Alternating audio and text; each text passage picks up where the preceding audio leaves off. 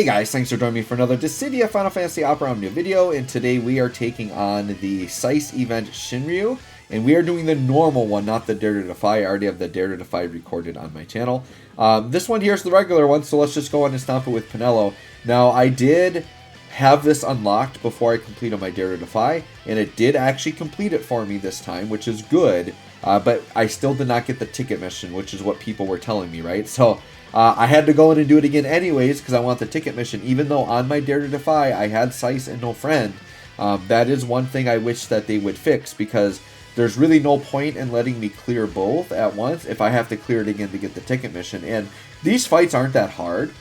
So, one, if the fight's not that hard, I definitely want to pick up the extra 30 tickets. And then two, I mean, since it's not that hard, I guess I don't mind just doing it again. It's just like, I almost wish they just wouldn't have even done the, like, if you clear Dare to Defy to get the other one for free, they should just leave it and not even put that perk on there.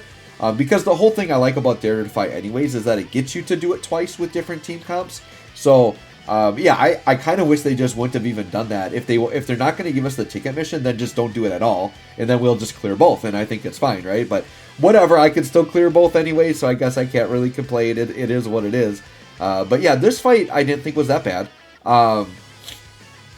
Basically here, I'm utilizing Penelo's FR, as I typically will do with her, just because she's so busted as a DPS character. Sice is a nice complement. Like, Penelo and Sice do work well together, because as I'm ramping, I can just, like, spawn tornadoes and make those tornadoes go crazy while I'm ramping, which is really good. We do a little trick at the end where we kind of abuse it on a second force time. So we're not going to get this done in one force time. We get pretty close, right? So yeah, we're going to go ahead and toss on the traps here.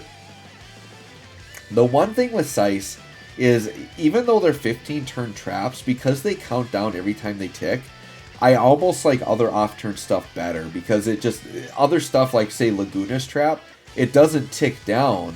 It only ticks down on the enemy turns, even though it's a shorter turn duration. I mean, maybe Sice would be too busted, though, if they didn't do that, because Sice's does trigger on any action, which is really busted. Like, could you imagine, though, if those were just popping off?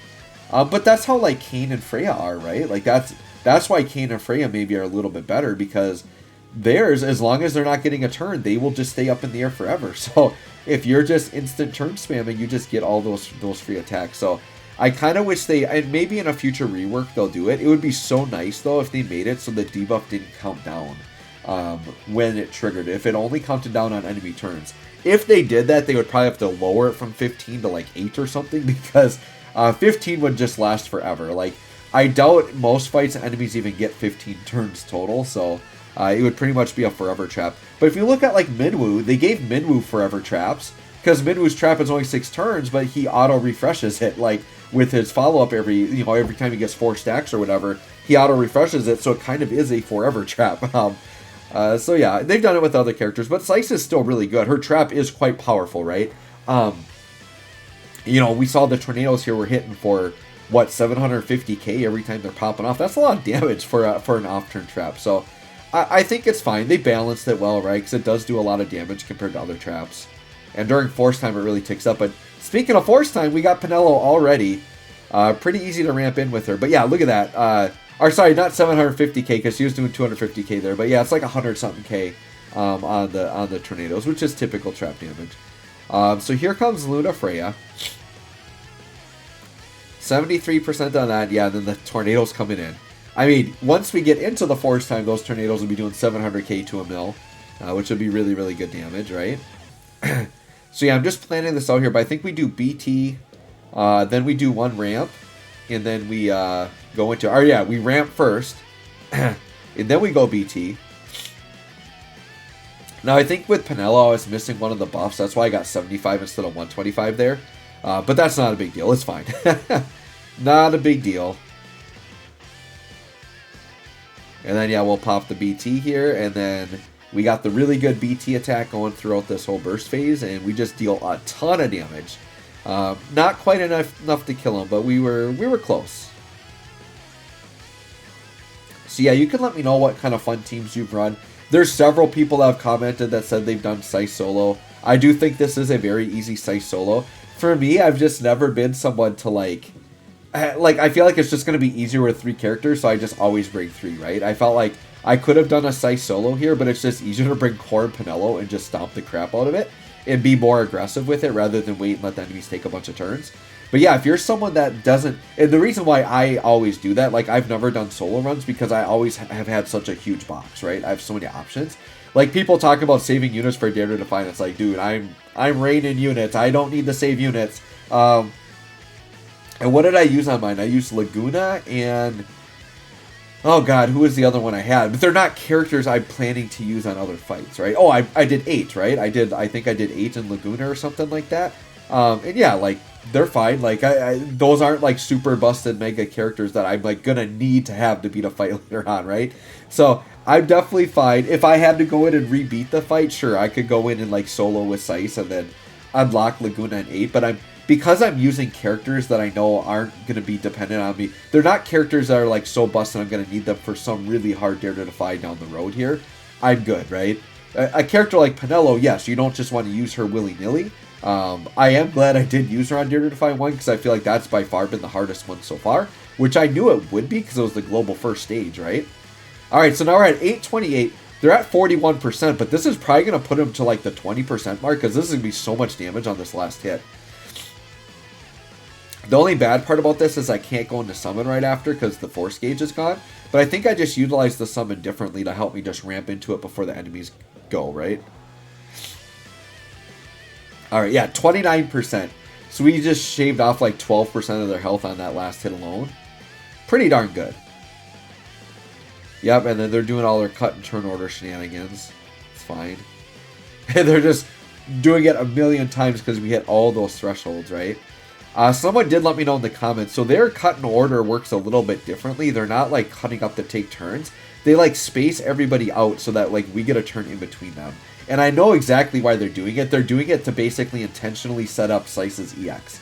So that like if I EX the A enemy, they would push behind the B. And they want to show off for mega turn delay. So their cut and turn order isn't to make the fight harder. It's actually to make it easier to delay them with Sice is exactly what it is, right? In some ways it makes it harder if you're running a defense comp because you do just want them to take a bunch of turns. So I was like, I did that during my Dare to Defy run. I'm like, why did I move up when they cut order? That doesn't make sense. It's because they're trying to set up and show you what Sice can do. Sorry, my nose is like super stuffy today, so just ignore that if I sound a little bit weird. But yeah, so what I do here is I'm like, okay, I just kind of want to finish this off. I got tornadoes going, right? So I'm like, let's just ramp, even though I've got Fatal Dance, which I know is like super tempting to pop that because it's big damage. Let's just ramp and take the tornadoes as we ramp. And then I can just go into an FR and I can keep ramping and pop free turn EXs while getting tornadoes. And basically finish these guys off without them. Because look at the millions of turns they have lined up now. This is a part that actually would be scary. Now, I do have my summon to back it up if I needed it. But I'm like, yeah, let's just... Penelo can just take care of this. This is part of why she's so good, is when you get into these secondary force times, like you get out of the first one, and if they have enough HP to actually survive, because her force time, depending on the number of enemies, is going to be like 130 to like 280 million burst phase, like just huge numbers, right? So if they actually survive that, they usually don't have much left. And we get this situation here where she can just self-ramp, even without having Luna Freya call. She can self-ramp, pop her own FR, keep ramping, and then just basically do enough damage off of her EXs. And then when you get to the last turn, just pop like a fat LD or something, and you're good. And they're like done. So yeah, even though the enemies thought they were going to get some turns here, we said, nope, we're just going to ramp. So literally one tick away from getting it. So I just EX here to take some free damage, and that should put us at 100. And then we are going to run through the tornadoes. Like, the tornadoes will run out because we ramp so much, but that's fine. Because then we're just doing the damage at this point. So yeah, now we're just going to go FR, ramp, let the tornadoes do damage as we ramp with the force gauge. And the enemies get finished off pretty easily here. So yeah, pretty fun. I've just been enjoying Penelo so much. This has been like the Penelo World Tour. Pretty much every event you've seen Penelo in some way, shape, or form in my videos. She's got to be my favorite character in the game right now. Like, she is so busted. She is so good, and I love her new outfit too. It's so good. Alright, and then, yep, the Vortex going. And then we just ramp it. Now we're getting 125. Because I do believe I have the correct buffs on now. Yep, 125, so we're good. And then we just get the tornadoes with it. And then literally we're just ramping, and then we do EX, which is still free turn. Like, everything is instant turn rate at this point.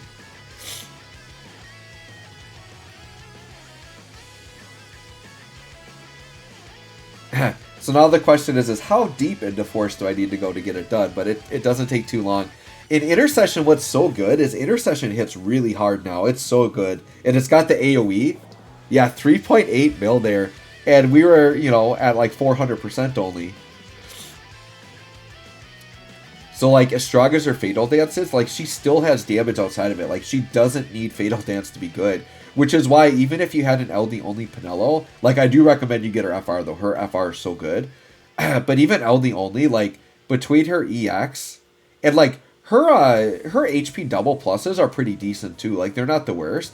But, yeah, like, her LD still hits super hard, and her EX hits really hard. And her EX charge is fast, right?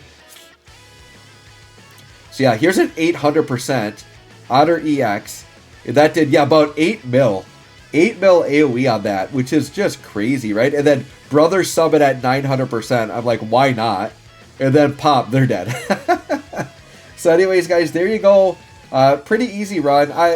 You know, these fights have been fun. Like, it's been fun doing Dare to Defy, trying out different team comps, then going in and stomping with the hardcore team. I love it. I've been having a lot of fun this 5th anniversary. I had somebody commenting saying that they didn't think it was a good anniversary. I'm like, what are you talking about?